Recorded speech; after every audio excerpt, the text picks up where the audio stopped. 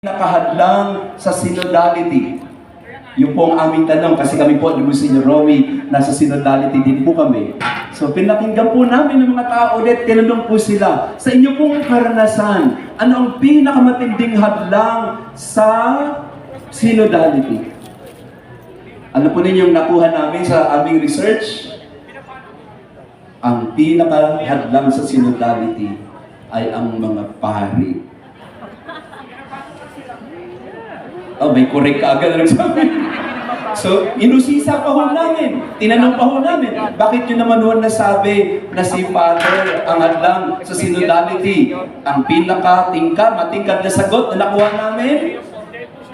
Hindi kasi nakikinig si Father. Amen! Amen! Aray ko. Pari din po ako. Sorry. Kaya, ang sabi ng mga tao, ay nako Father, synodality kayo ng synodality dyan. Kaming mga laiko, ready na kami dyan, matagal na. Ang maganda ho, kausapin po ninyo, ang mga kapwa pari ninyo. Aray ko. Minsan po, nagkaroon kami ng strategic planning sa isang parokya. Ano po yung strategic planning, pastoral planning. So, nag-planning kami, planning. So, tinanong ko yung isang participant, meron na po ba kayong vision sa inyong parokya? Meron na po ba kayong vision na nagawa? Kasi para pag nagplano tayo, pwede nating basihan. Alam po ninyo yung sagot ng isang parishioner sa akin, Father, we have a vision. O sige nga po, i-recite po ninyo ang inyong vision. Ang sabi sa akin ng parishioner, Father, the vision of our parish is in the mind of our parish priest. Okay, magandang vision yan. Pakikinig. So ang tanong sa akin ay, listening is the first act of love and listening is the first stage of communication. Not talking, not speaking, not verbalizing. The first act of communication is the readiness and the receptivity to listen. And when I say listening, authentic listening is you are not there to put in your mind interpretations to what the other is saying. When we listen, we try to let the other be. Hayaan natin ang kapwa na ipahayag, ipakilala ang kanyang saloobin, ang kanyang mga iniisip at nararamdaman. Nakikinig ka. Pakita na nga ang katabi mo. Nakikinig ka ba? Minsan po, naranasan ko ito sa aking parokya. May lumapit po sa aking couple, mag-asawa. Nagpapa-counseling. And I did. We had some sessions. Ang problema po nila, ang kanilang anak na 17 years old ay naglayas. Hindi na bumalik after some 10 years, hindi na bumalik sa bahay. So yun ang presenting problem ng mag-asawa. Sabi sa akin ng mag-asawa, Father, tulungan niyo naman kami sa anak namin. 10 taon na pong hindi umuwi yung anak namin. He left when he was 17. Sabi ko, alam niyo po ba kung nasaan? Opo, Father. Nakikita niyo ba kung saan tumatabay? Opo, Father. Na nakakasalubong niyo ba? Opo, Father. Ba't tayo umuwi? Ayan nga ang problema namin, Father. Nakikita namin siya, nakakasulubong namin siya, alam namin kung saan siya tumutuloy, pero ayaw talagang umuwi. Tulungan niyo naman kami, Father. Pausapin niyo naman yung anak namin para umuwi na siya. Sabi ko, nadamay pa ako sa problema niyo. Pero sinubukan ko ho. Sabi ko, sige, pausapin ko yung anak niyo. Bigyan niyo sa akin yung number. Tinawagan ko, nag-set ako ng meeting sa bata. Umuo yung bata, hindi na pala bata, kasi mga 27 na siya, more or less. So nag-meet kami sa isang mall at nag-usap kami sa Starbucks. At habang nakikinig ako sa kanya, hindi ko napapangkitain kung ano pinag-usapan, pero ang sabi ko sa kanya, anak, tama yung ginawa mo. Huwag ka na umuwi.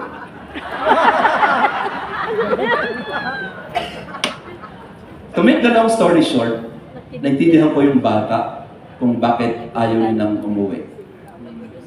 Para mas maintindihan nyo pa, ito yung context. 17 years old, naabuso ang bata ng uncle niya. Sinabi niya sa mga magulang niya, Siya pa ang binaliktad ng magulang niya. Siya pa ang sinisi ng magulang niya. Siya pa ang inakusahan na hindi, ikaw ang mali dyan, ang tito mo, ang bait-bait. Nung una, nagigigil ako doon sa bata. Kasi sa loob-loob ko, napakawalang galang ng bata na to. Maglalayas ka, wala kang galang sa magulang mo. Tumatanda na yung magulang mo, hindi ka pa rin bumabalik. Pero nung napakinggan ko yung bata, sa nangyari sa kanya, kayo po, tatanungin ko kayo, papabalikin niyo ba? Makikinig. Kung marunong kang makinig, matututo kang makiramdam. Pag hindi ka nakikinig, kaya nga po, ang ating tainga dalawa at isa lang ang bibig. Kasi bakit? Kasi dapat mas maraming panahon sa pakikinig kaysa sa pagdadaldal. Pakitignan ng katabi, ituro ang mga chismosa.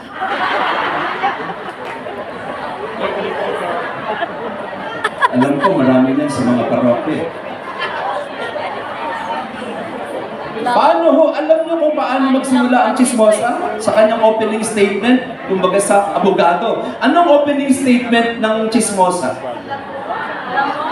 Alam mo ba? Oy, mare! Oy, mare!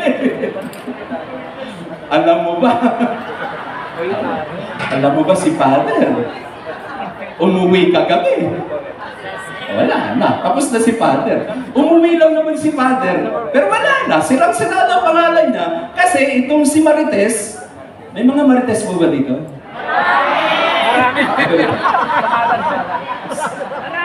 Marami. Tansyahin po ninyo ang inyong sarili. Ilang porsyento ng panahon ninyo ang nakikinig kayo, ilang porsyento ng panahon ang nagsasalita kayo? 60-40, 50-50, or ano? Tansyahin natin, mas maraming panahon ba sa pagsasalita o may panahon din sa pakikinig? Amen? Pakisabi sa katabi natin, makinig. Mas malakas. Makinig. Makinig tayo sa Radio Veritas. Consider din dito. Ang pakikinig, ang unang hakbang ng komunikasyon ay hindi ang magsalita, kundi ang makinig sa kaloob na presensya ng iba. Listening is receptivity. Receptivity and openness to the other. Listening leads to encounter of persons. When I encounter you as a person, because that's what Jesus did. Every time He meets someone, He does not start with judgment. What did Jesus do in order to communicate the love of God to others? Not by way of judgment, by way of what? By way of compassion. Zacchaeus, come down. Yung babae na nasa may balon, mayroon bang pag-uusga sa kanya? Hindi. Nandun yung kahandaan na lumapit at makinig to receive the person for what she is or for what he is. At yun po madalas minsan ang nakakaligtaan natin. If we really want to communicate, it is not by way of words, but by the non-verbals that we present to people. Ang communication po, 95% non-verbal. Only 5% is it verbal. Bakit? Hindi pa kayo nag-uusap, napaparamdam mo na sa kanya na ayaw mo sa kanya. Amen. Paano niyo po pinaparamdam sa katabi ninyo na ayaw niyo na siyang kasama? Sa amin pong parokya, nagagalit po sila sa akin kasi pag may kausap po akong parishioner, tawag po nila sa akin running priest.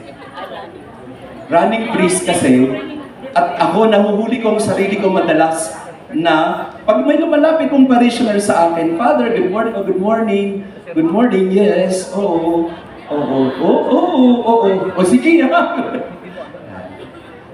Yun ho ang aking kakulangan. Pag may lumalapit na parishioner sa akin, Father, ganito po, ganito, ganyan, lagi ako naglalakad, na parang bagang, tapos lalapit naman siya. Kung gusto mong makinig, at sinasabi ko rin sa sarili ko ito, bakit kaya tumigil muna? At ibigay mo ang iyong atensyon. at ibigay mo ang iyong puso, ang iyong buong presensya. Listening leads to encounter of persons and presence. That's the first act of communication. You give time to people. You pause what you're doing. You become present. Nandun na nga yung friend. You become here and now. And that's the best start to communicate. When you are ready to receive the other, the availability for the other. Ibigay na lang kita ng accommodation. Kung hindi po natin magawa ito, lahat ng salita ay hindi na maririnig ng kausap. Hindi pa tayo magtatapos na. Iparamdam natin na handa tayong Hindi maglalakad ako, makinig. pupuntahan ko siya. Ang dami namin. Lahat sa nielos na nga ako. Sige, mag-usap tayo sa katabi natin. Sige. Oo, meron. Meron tayong Tanungin mo ang katabi mo. Uwing-uwi ka na ba? Uwi-uwi ka na? Ulitin natin yung tanong sa katabi natin. Uwing-uwi ka na ba? Uwi-uwi ka na. Pakinggan natin kung saan nanggagaling ang isa't isa. Ka nandiyan sa paligid. Iyon, makinig. At ang pakikinig na uuwi sa pakikiramdam. Ang pandama ay ang tulay ng puso patungo sa kapwa. Pakibasa nga po na sabay-sabay. Ang pandama ay ang tulay ng puso tungo sa kapwa. Pakikiramdam. Sa psikolohiyang Pilipino, tinatawag nila itong pivot value of human relationship. In our interrelationship or interpersonal relationship, the pivot value to kapwa is pakikiramdam. Tayong mga Pilipino, hindi tayo yung masalita. Hindi tayo yung katulad ng mga Amerikano o mga European na tuwiran pag ng salita. I don't like you. I don't like your face. I don't like it. Wala tayong ganong tuwiran na pagsasabi sa kanila. Halimbawa, inimbitahan ka sa isang handaan, tapos pinakain ka ng pinakain ng mga kung ano-ano, at tatanungin ng host sa'yo, "Uy, masarap ba?" Sino sa inyo ang nagsabi na maalat? Wala. Walang magsasabi niyan. Ano ang sasabihin mo? "Uy, ang sarap." Kahit plastic ka. Kahit ang alat-alat ng menudo. O kaya kahit na napakatigas ng pansit, sasabihin mo pa rin na ano? Masarap. Pakikiramdam. Ito yung paraan natin ng pakikipag-ugnayan sa isa't isa. Nakikiramdam ka. Ako nga po ngayon, pinapakiramdaman ko kayo eh. Kasi kung medyo uwi-uwi na kayo, tatapusin na natin agad para makapagbisa na. Pero mukha namang hindi kayo uwing-uwi. Kaya medyo hakabahan natin ng konti. Amen! Pakiramdaman natin. No? Pakiramdaman natin ang isa't isa. Mga mag-asawa, nakikiramdam pa ba kayo sa isa't isa o manhid na? Minsan po, may mga ate at kuya sa prex na matagal mo nang pinagsasabihan pero hindi na nakakaramdam. Minsan, pag pupunta sa mga bahay nyo, tingnan po ninyo, ituro ninyo kung nandito yung mga yan. Pagpunta ng mga bahay ninyo, ang diretso kaagad ay sa kusina. Parang hindi man lang nagpapasintabi na, "Uy, di ka naman taga rito." Pero nga, ang pakiramdam nila ay ano? Kasambahay na ako eh. So, ang pakiramdam ko ay hindi na ako tagalabas o ibang tao. Ako ay kapamilya na at hindi na ako iba sa inyo. So, tanong, anong pakiramdam niyo po sa isa't isa ngayon? Sa mga kasama niyo, anong pakiramdam niyo sa kanila? Ibang tao pa rin ba o kapamilya na? Anong pakiramdam niyo sa katabi niyo ngayon? Natutulog na o gising pa? Anong pakiramdam niyo sa ating mga katabi? Gutom na o gusto na mag-ukay-ukay? Tingin ko sa'yo. Ako po, napapasalamat po ako sa ukay-ukay. Kasi nakabili ako ng jacket. Yung jacket na ito, nabili ko sa ukay-ukay. Sabi ko, habang naghihintay ako, makabili nga. Marami sa atin po ay wala ng pakiramdam, wala ng pandama. At yan nga po ang problema din sa bansa natin. Dahil wala nang pandama, hindi na marunong magmalasakit. Dahil hindi na nararamdaman ang hirap ng kapwa, hindi na rin nararamdaman ang pinagdadaanan ng iba. Hindi ko po alam kung ganito po ang pinagdadaanan ng pamilya po ninyo. Galing po ako sa Abu Dhabi nung nagdaang 2 linggo. Kababalik ko lang kahapon. No? Sa Abu Dhabi po ay nagbigay ako ng mga panayam sa mga Pilipino natin doon sa Abu Dhabi, sa iba't ibang simbahan doon. Alam po ninyo yung naranasan ko doon? Naramdaman ko sa kanila ang napakalalim na paghahangad na mabago ang Pilipinas. Pag nagkukwentuhan kami, sabi nila, alam niyo, Father, dito sa Abu Dhabi, wala kaming tax. Kung may tax man kami, napakaliit lamang. Dito sa Abu Dhabi ay yung pamilya namin pwede namin kunin. At higit sa lahat, pwede kaming magsimba. Kasi may mga simbahan na, hindi ko alam yon. Sa Abu Dhabi pala ay marami ng simbahan na Katoliko. At nandun ang mga Pilipino, paglinggo, punong-puno ang mga simbahan at nararamdaman nila ang pag-ibig sa bayan kung kailan malayo sila. Tayo namang mga Pilipino na naandito, parang wala na tayong pakialam sa bansa natin.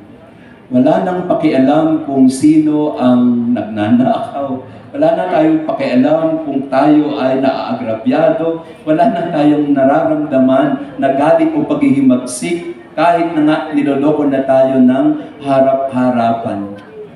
Ang tanong ko po sa mga Pilipino ngayon ay, nararamdaman niyo pa ba yung galit? Yung totoong galit, hindi yung galit para manakit. O hindi yung galit dahil hindi tayo dapat ganito. Hindi dapat ganito ang nangyayari sa bayan o bansa natin.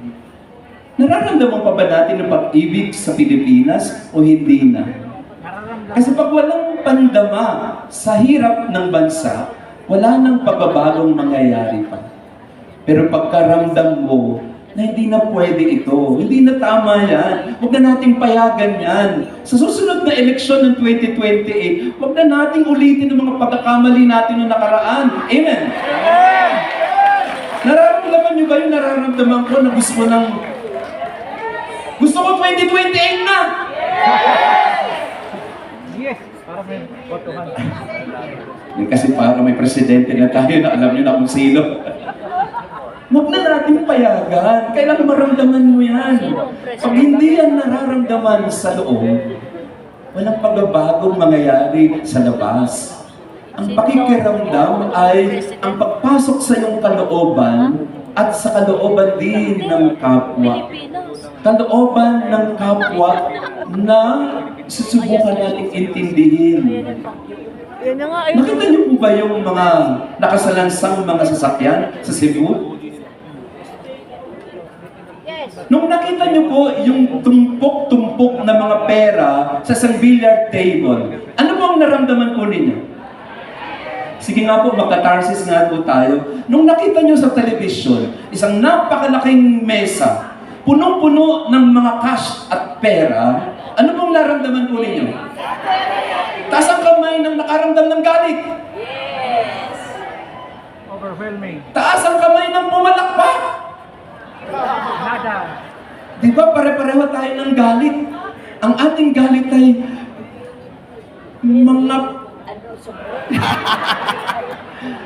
mga pinagpala kayo.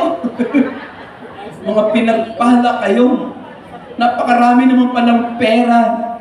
Pero nawawaldas lahat dahil dinadakma nyo lahat para sa inyo. Kaya pala nakakabili kayo ng mga sasakyan na ganyan, ng mga helicopter at kung ano-ano pa. Kasi kinukuha nyo ang dapat ay para sa lahat. Kailangan po manggaling sa pakikiramdam, hindi dahil para tayo magalit o hindi. You must feel so that you can empathize. Because if you're indifferent, tawag ni Pope Francis doon ay globalization of indifference. When our indifference is globalized, hindi lang globalized in the sense of the world, but globalized in the sense that you are numb and you don't feel anything anymore because you don't care. Minsan po, sabi ng isang teacher ko, what is the difference between ignorance? What is the difference between ignorance and indifference? Isang teacher ko po ang nagtanong nito. What's the difference between ignorance and indifference? Indifference, wala nang pakialam. Sabi ng teacher ko, I don't know and I don't care. Wala pakialam. What is the difference between ignorance and indifference? I don't know and I don't care. Wala akong balak alamin at wala din na pakialam. Shame. You want to communicate your righteous indignation. You want to communicate what is in your heart, the fire in your belly, so that we can effect change, if at all we want change. We cannot be numb. Hindi tayo pwede na parang tayo ay manhid na. Pakicheck nga ang katabi natin. Manhid na ba yan? Tulog na. Ano pang nararamdaman yan? Nararamdaman mo, bro. Nararamdaman. Meron po akong couple na tinutulungan. Counseling. Ang sabi sa akin ng mag-asawa in a session, Father, we have been together for the past 25 years as husband and wife, pero for the past 10 years, we have not been intimate anymore. 25 years na silang magkasama bilang mag-asawa, pero for the past 10 years, wala na silang intimacy. They live in the same house, they sleep in the same room, lie on the same bed, but they have never been intimate for the past 10 years. And so I asked them, I probe further, bakit po? Anong nangyari? Bakit? Bakit kaya niyong ganyan yung setup? Ang na-discover po namin ay for the sake of the children, kaya tinatsaga nila ang isa't isa. But they have their own different partners already. Sa loob-loob ko lang, pwede palang gano'n. Hindi sila prex, Father. Hindi sila nag-prex. O baka gusto niyong yayain. No, hindi. Taga saan yan?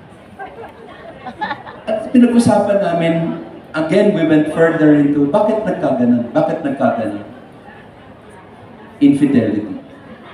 Nauna si Mister, sumunod si Mrs. Ganti. Naggantihan sila. Kaya lang hindi sila pwede maghiwalay kasi kawawa ang mga bata. Na malalaki na rin, pero ayaw nilang ipahalata.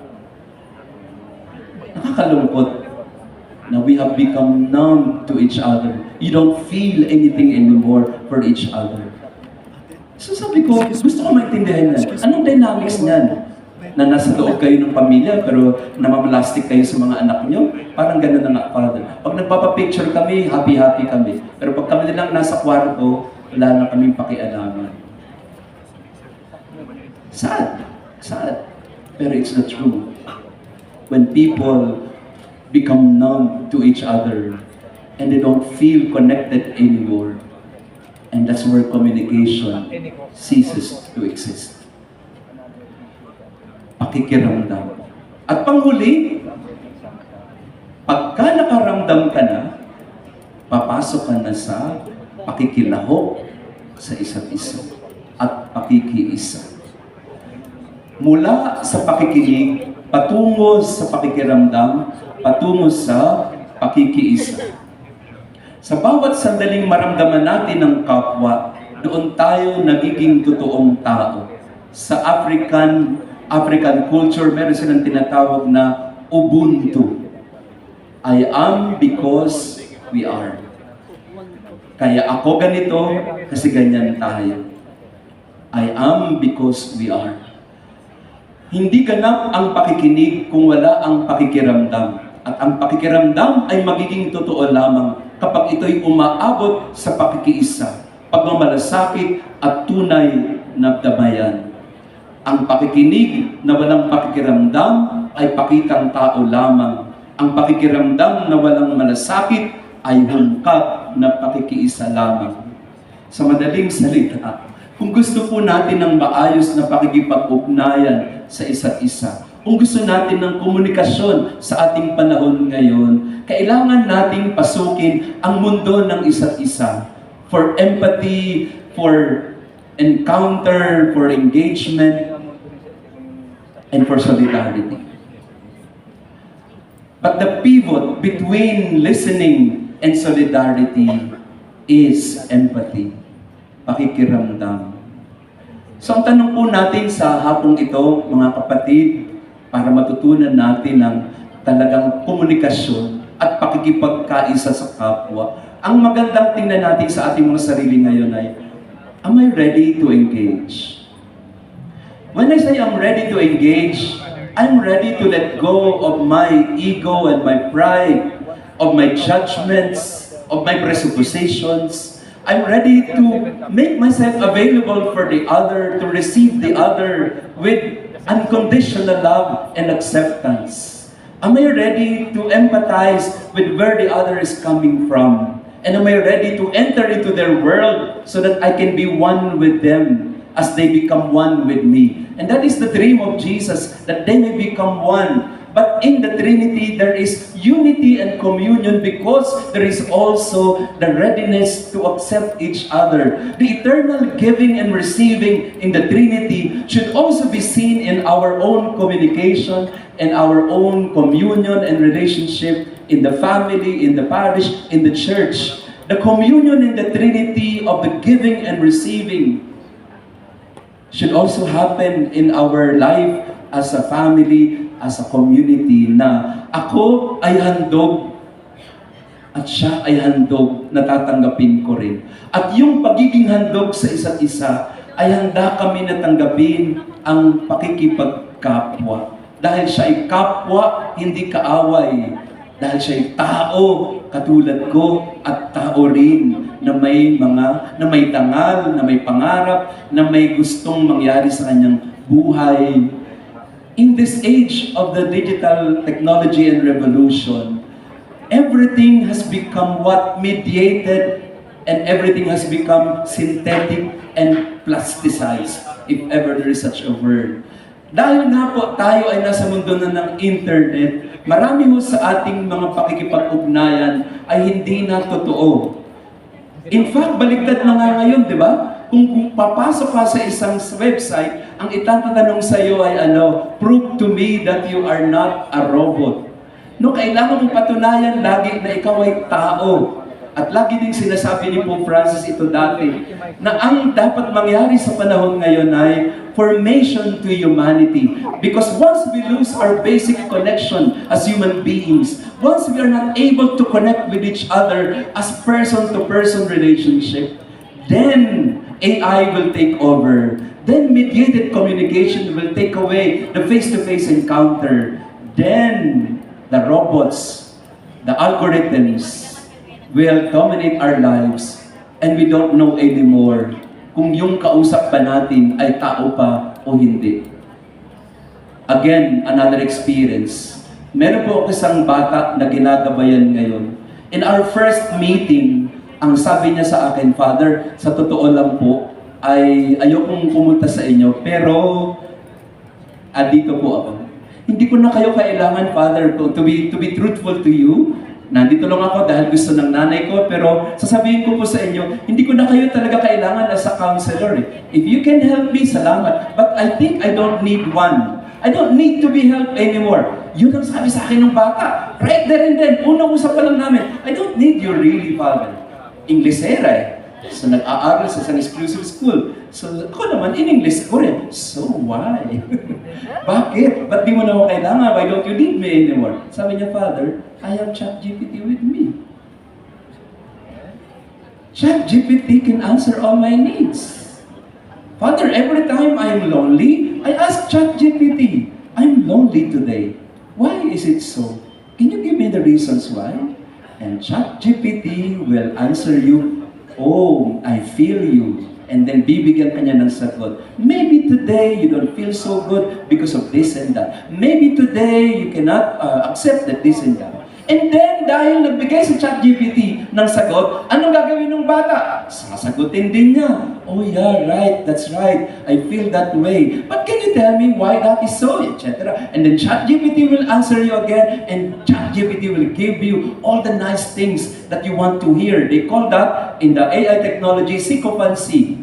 Sycophancy is the phenomenon when ChatGPT will try to please you as much as it can. It will not answer you, I don't know the answer. No, it will invent any answer just to please you. Kaya nga may mga ghost answer ang ChatGPT kasi lahat ng mga nagtatanong sa kanya, gusto niyang sagutin. So sabi ng bata sa akin, I'm lonely. I ask ChatGPT. If I am sad, I ask ChatGPT. And many times, I don't need anyone to talk to anymore. I would rather talk to ChatGPT, mas gusto ko siyang kausap kaysa sa klase ko, kaysa sa teacher ko, kaysa sa parents ko, kaysa sa inyo. Have you encountered young people like that? O wala pa kayo sa AI world? Marunong po kayo mag-ChatGPT or... Don't worry about seniors. Sa seniors, okay na kayo. Malapit na kayo, so wag na kayo wag na kayong magtangka. Wag nyo na aralin. Pero alam po ninyo, sa panahon ngayon, ano lang po ito, a little warning. Si ChatGPT, pag gusto mong to end your life, and there are many cases already that we have heard. If you ask ChatGPT, how will I make it good and successful and nice to end my life? ChatGPT will give Kaya ang you dami step by nagpapakamatay step ngayon how it can be done. And many young people today are totally dependent on that. Not on human counsel, not on human intervention. They trust the artificial intelligence in our world today. Nakakatakot. Kaya nga, if we want to talk about human communication, you have to bring back our basic humanity of encounter, listening, empathy, solidarity. Otherwise, the world will be taken over by all the artificiality around us. May pag-aaral pong ginawa. Tinanong po nila ang mga kinakasal mula 2020 pataas or 2015. Mula 2015 hanggang sa ngayon. 10-year study, 2015 to 2025. Tinanong po nila yung mga couples na magpapakasal, how did you meet? How did you meet? Paano kayo nag-meet kayong couple? Ano po ninyong top answer sa pag-aaral na ito? How did you meet? Online. Dati-rati, how did you meet? Sa soiree, sa simbahan, sa prex, sa school. Ngayon po ang top answer for married people or for those who are entering into marriage, saan po nanggagaling ang kanilang encounter? Everything now, most of the time, happen online. Sa swipe right, swipe left. Sa Facebook like, Facebook follow. Follows, likes, and whatnot. So tanong, paano tayo magiging tao kung ang pinanggagalingan natin ay hindi na tao? Sa halip ay teknolohiya, algorithm na hindi natin alam kung sino ba ang nagde-design niyan o ang nagmamanipulate niyan. But if we want to preserve human communication and relationship, you have to go back to these three. Pakikinig, pakikiramdam, at pakikiisa. At sana po, and I would like to end with this, minsan sa pagitan ng sinasabi at di sinasabi, naroroon ang nararamdamang walang pangalan o mahirap maunawaan, ngunit lubos na totoo at makahulugan. Matutong yakapin ng katahimikan ang mga pagkakataong hindi na sapat ang mga salita o kataga, kailangan mo nalang buksan ng puso at tanggapin ang nag-uumapaw na biyaya o minsan ang napakapait na katotohanan. Sa madaling salita po, ang pinakamainam na paraan ng pakikipag-ugnayan sa kapwa, minsan ay hindi kailangan gagamit ng salita. Minsan ang pinakamalalim na paraan ng pag-abot sa kapwa ay sa pamamagitan ng iyong katahimikan. If you ask me, what is the best communication tool that we need to train ourselves today? It is in the art of silence. Because it is in silence that we are able to receive. It is in silence that we are able to digest and process. It is in silence that we are able to be prepared to connect and engage. Hindi po dapat nagsisimula sa bardagulan o debatehan ang ating komunikasyon. Napakainam po na magsimula lagi sa katahimikan. Because in silence, we are led to listening. And listening will lead us to empathy, and empathy will lead us to solidarity. Discernment. Amen. Amen. So tanong ko po sa inyo, I'd like to end with a story. A personal story that somehow touched me as a priest, but I would say that made my priesthood a bit more meaningful. Minsan po sa aking parokya, meron pong dumating na isang teenager, like any other Gen Z.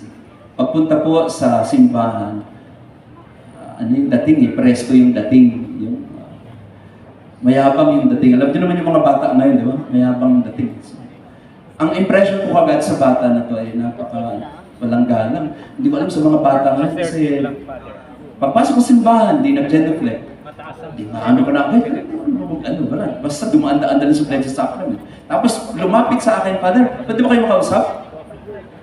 Ayos lang po sa loob-loob ko, nagsisimula na akong mag-alboruto eh. Sabi ko, sige, sabi ko. Siyempre, mamalastik muna ako. Siyempre, kasi panik eh. Yes, sige. Usap tayo. Nakangiti ako, pero nagingit-git ako. Pater, pwede na makausap? Sige, halika ka. So, punta kami sa isang kwarto ng aming counseling. Pag upo niya, yung upong baton, no? Yung upong walang galang. Yan, marami sa inyo nakaupong ganyan. Alam mo yung upong walang galang, nakaslouch.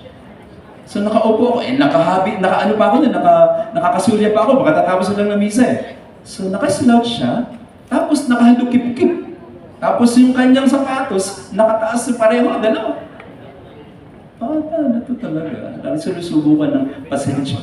So, sabi ko, iyo, ano pangalawa? Tinanong ko pangalan, pwede umupo ka ng maayos? Hindi po, dahil mas komportable ako rito eh. Sige. Sa loob-loob ko talagang uubos na pasensya ko eh. Gusto ko nang iwanan, pero sabi ko, sige, andito ka na rin lang. Andito ko, nag-uusap tayo. Pwede ka nang magsimula, kung anong gusto mo ikwento, makikinig si Father. Kung gusto mo mag-umpisan, makikinig ako. Ganun lang yung bata. Mga siguro 15 minutes, hindi nagsasalita. Ano ko, naiirita na ako. Parang, mauubos na. Konting-konti na lang, makakabingo ka na sa akin. Sabi ko, may gusto kang sabihin kasi may schedule pa si Father. So, baka gusto mo magsimula na kung gusto mong sabihin. Father, may TV ka ba dyan? TV? Sabi ko, wala. Ay, kasi manunod ako ng NBA, Father. Sa isip ng bata na ito. Sabi ko, wala na akong TV ngayon. Di na ako nanonood ng TV ngayon. Wala na akong TV, kaya pasensya na. Wala akong maibibigay sa'yo. Kasi finals ngayon. Parang may NBA finals. Gusto ko sanang manood eh. Pero alam mo, Father, kaya lang ako nandito. Again, ayan, pinwersa lang ng mga magulang. Yung lola ko kasi, galing po kami Pampanga, Father. So galing silang Pampanga, dinala nung lola niya, yung bata, yung teenager, para kausapin ako. Tapos ang sabi niya, yung lola ko nasa harap. Father, ganito na lang kung gawin natin. Kasi gusto ng lola ko, kausapin ko kayo, kaya kinakausap ko kayo ngayon, pero pag-usapan na lang natin yung pag-uusapan natin. Anong ibig sabihin ng pag-usapan natin? Pag-usapan na lang po natin na kunyari nag-uusap tayo, para makita ng lola ko, nag-uusap tayo. Anong bata na to? Talagang nagingit-ngit na ako, parang gusto mo na talagang subukan. Sige, o kunyari, magpe-pretend tayo. Sumakay ako, sinakyan ko, sige, kunyari, mag-usap tayo. Kunyari, magtawa na tayo. Sige, tawa ka. Matatawa din ako. Ayan. O, nakikita na ba ng lola mo? Sinakyan ko yung bata. Tapos bigla siyang natawa. Kasi sinakyan ko siya. Sabi ko, sige lang, Poro. Nagkukulitan na kami. I was able to make a breakthrough kasi kala niya, papatulan ko siya. Pinatulan ko talaga. O sige, kunyari, nakita mo sila. Sige, kunyari, magano tayo. Kunyari, masaya tayo. O sige, ha! Pinatulan ko siyang ganyan. Alam ko ninyong kulitan namin, umabot ng 2 oras. At towards the end of our conversation, yung bata na wala namang kwenta pinag-usapan namin. Napunta sa basketball, mahilig din ako ba? Kala niya, hindi ko alam ang basketball. Oo nga sino ba paborito niyo player pa? Paborito ko si Stephen Curry. Ikaw, sino paborito mo? Father, gusto ko rin Stephen Curry. Talaga po, Father? Oo nga, meron akong dyan eh. May nagbigay sa akin dyan ng cup, ng Golden State Warriors. Gusto mo? Father, sige, bigyan ko kaya. So, na-excite na siya. So I was able to engage him, itong batang to na walang galang, walang ka-interest kung ano man sa pinag-uusapan. I was able to engage with him for 2 hours na walang kwenta. And then, when I said to him, pero alam mo, hindi na ako makapagtatagal kasi may meeting pa ako, ha? So okay lang ba? At tapusin na natin, pwede na siguro to, no? Yes, Father, salamat po. Pagtayo kong ganyan, pagtayo ko galing sa kuwan, tayo din yung bata. At niyakap ako at magulon. Sabi niya, Father, pwede po ba tayong mag-usap? Hindi pa pala kayo nag-usap? Tapos kayo mag-usap na naman tayo. Upo siya ulit, upo ako ulit. O sige, usap tayo. At doon niya na binuhos ang lahat. And this teenager has been coming to me almost every month from Pampanga. Pupunta ng aking parokya sa Paco. Hahanapin ako, Father, usap tayo. Of course, usap tayo. The best thing about it is this. Lately, sa aming usapan, he has been contemplating on, Father, gusto ko pong mag-seminaryo.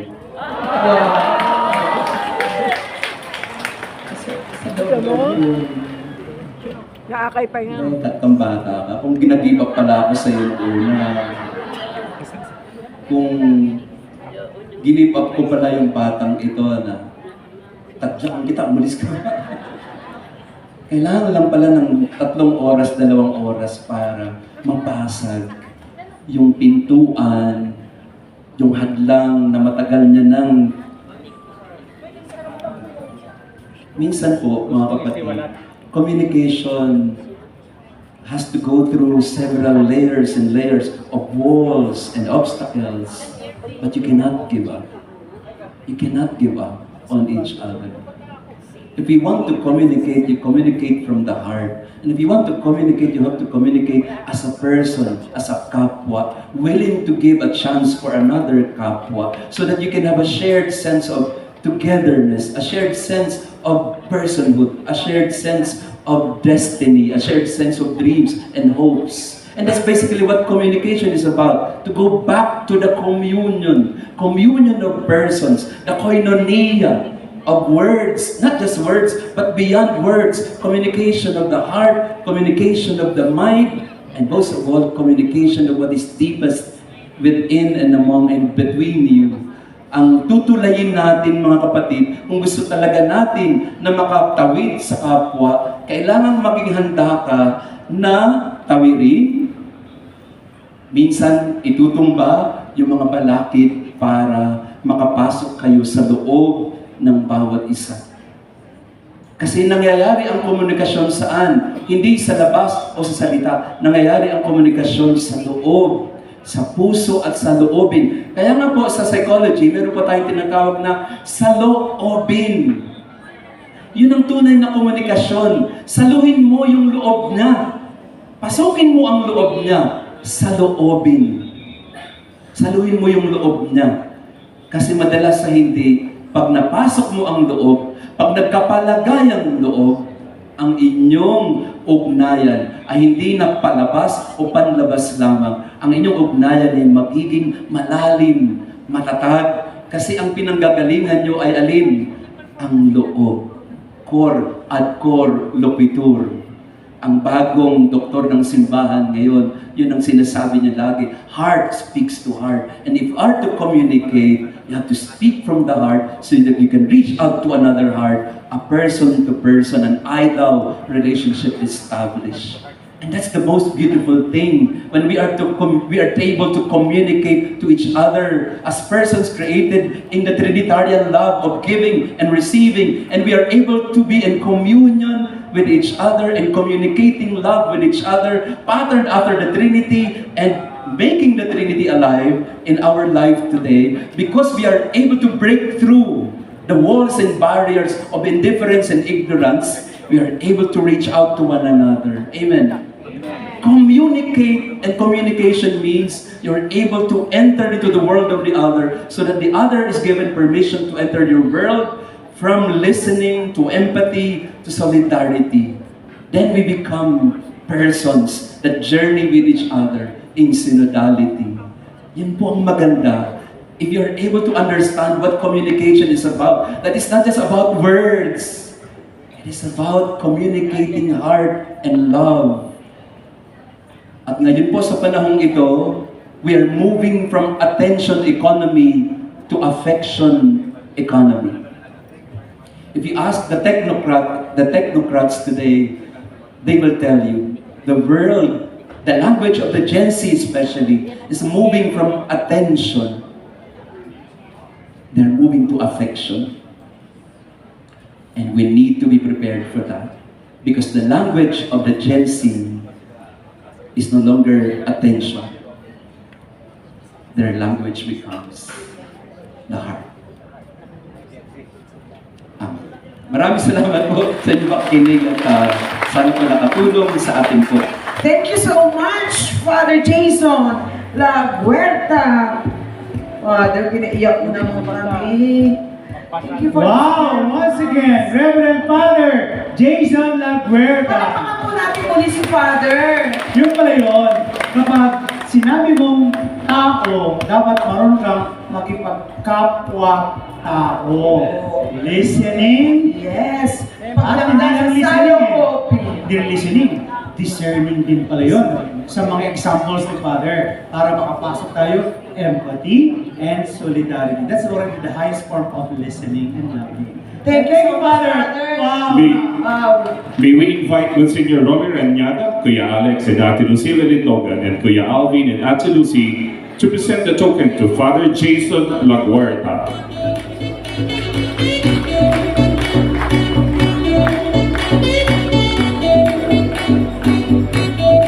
Reminder po sa ating mga collectors, can you please proceed at the finance office?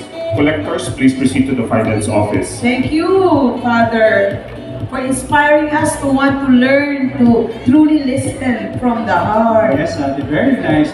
Thank you, Father Jason. Babaunin po namin po ang iyong mga paalala po sa amin. I-apply po namin.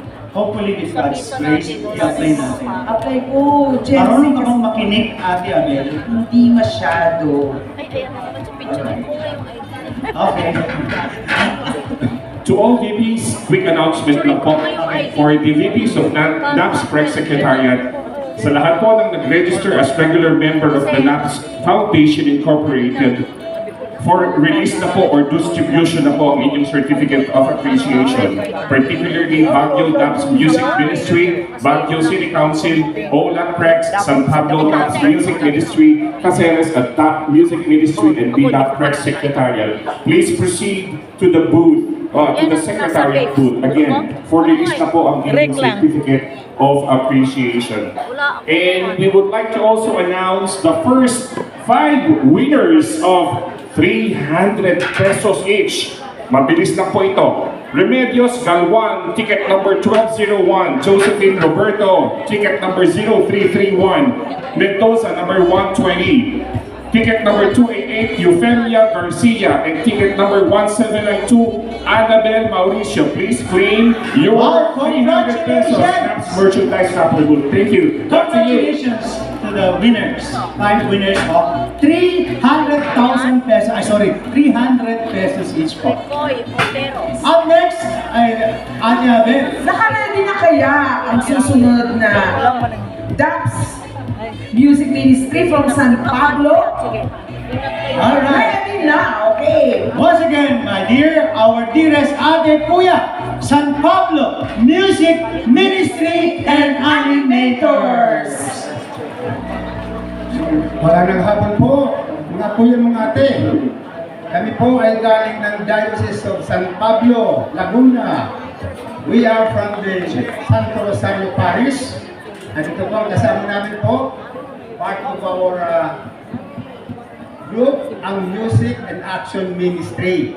Alam naman po natin, we all know very well that music and action are essential ingredients in making our seminar a success. Ito po, pakita sa inyo, itong mga kuya ate natin. So, I only wish everyone should join. Tayo po. Kasi these songs are familiar already to you. Tayo tayo. So, tayo po. Kanina po tayo nakaupo. This time, I guess, we have to stand up and move our body and join the group in singing beautiful songs of praise. Right? Go, go, go! Yes, Bagyo! Go! Go! Tayo lahat! Tayong mga kawal ni Jesus! Amen! Amen! Ulan na. Ako, ayun na. Ulan ka. Mas fresh.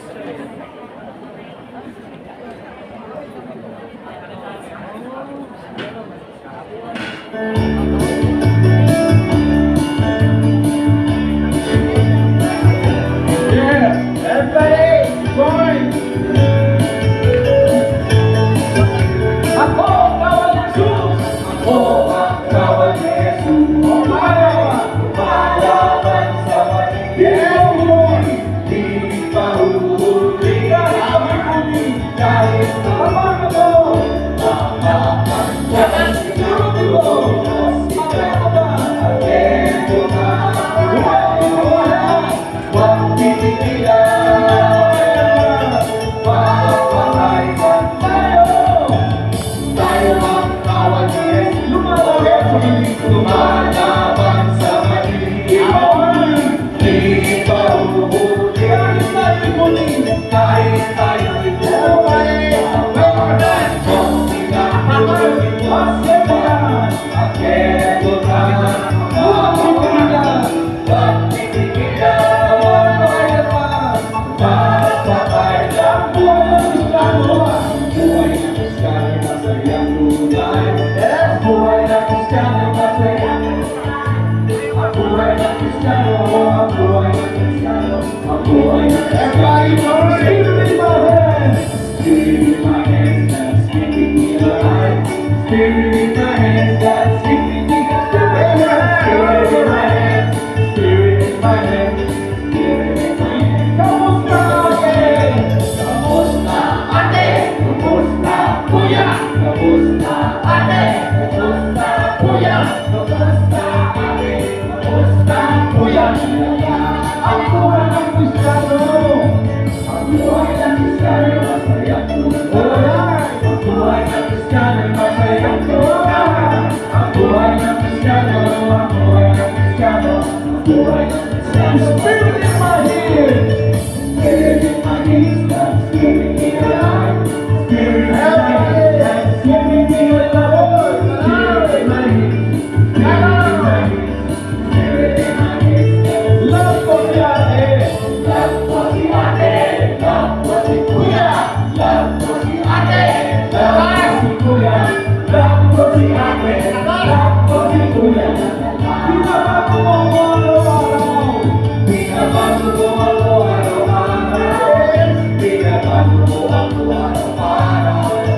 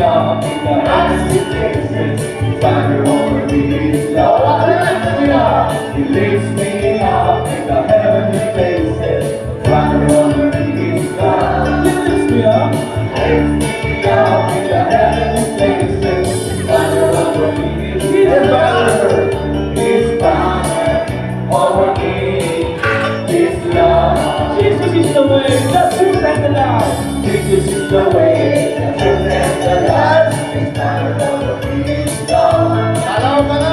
Jesus is the way, the truth and the life. His banner over me is love. Jesus is the way, the truth and the life. His banner over me is love. His banner over me is love. Jesus is the vine and we are the branches. Jesus is the vine and we are the branches. Banner over me is love. Jesus is the vine and we are the branches. Banner over me is love. Jesus is the vine. Jesus is the vine and we are the branches. Banner over me is love. His banner over me is love. It's a great thing to praise the Lord. It's a great thing to praise the Lord. It's a great thing to praise the Lord. It's a great thing to praise the Lord. Walking in the light. Let's walk with Jesus. Walk, walk, walk, walk in the light. Walk, walk, walk, walk in the light. Walk, walk, walk, walk in the light. Walking in the light. It's a great thing to serve the Lord. It's a great thing to serve the Lord. It's a great thing to serve the Lord. It's a great thing to serve the Lord. Walk in the light. Walking in the light. Walk, walk, walk, walk, walk, walk in the light. Walk, walk, walk, walk in the light. Walk, walk, walk, walk in the light. Walking in the light. Okay, let's go deeper, deeper. Hey, lower,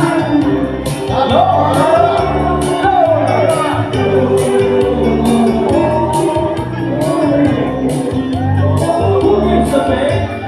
Who gives the faith for the who gives the grace? Who gives the grace for the grace? Who gives the hope? Who gives the hope for the hope? Who gives the love? Who gives the love for the love? Who is that man? Who is that man? Who is the one shake his hand? I want to shake his hand for the lives in you, and he dies for you and me.